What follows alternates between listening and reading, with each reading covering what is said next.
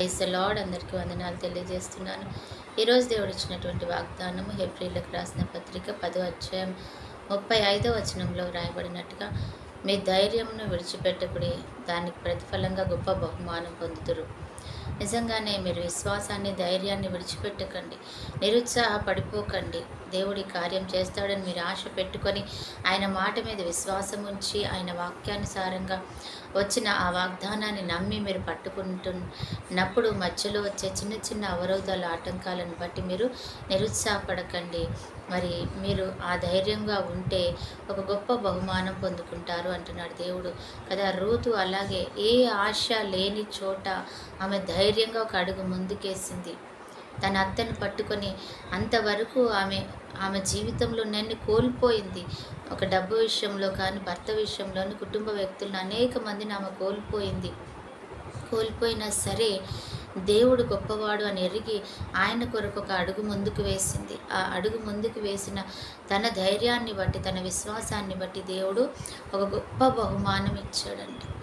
అంత గొప్ప బహుమానం నిజంగా ఆమె జీవితంలో పొందుకుంటుందని ఎప్పుడు అనుకోలేదు.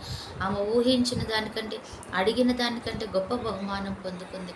ఈరోజు మనం కూడా ఒక రూతులాగా నువ్వు ధైర్యం విడిచిపెట్టకుండా విశ్వాసంతో అడుగు ముందుకేసినట్లయితే దేవుడు గొప్ప కార్యాన్ని మన జీవితంలో కూడా చేయడానికి ఆయన సిద్ధంగా ఉన్నాడు. అందుకని అంటున్నాడు, నువ్వు ధైర్యాన్ని విడిచిపెట్టుకో, ఒక గొప్ప బహుమానం అది నీకు అందిస్తుంది.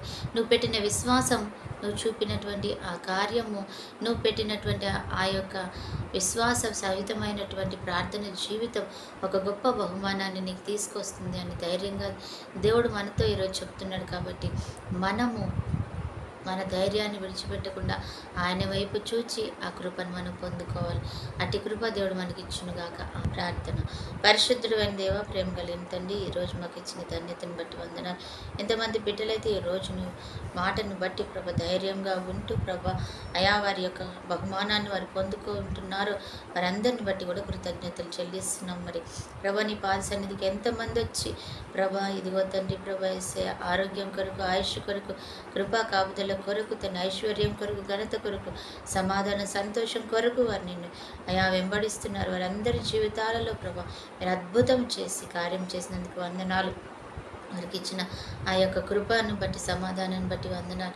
ఎంతమంది బిడ్డలైతే ఈరోజు బర్త్డే, మ్యారేజ్ డే జరుపుకుంటున్నారు ప్రభా, వారిని కూడా దీవించి ఆశీర్వదించి నూరంతలుగా ఫలింపచేయండి.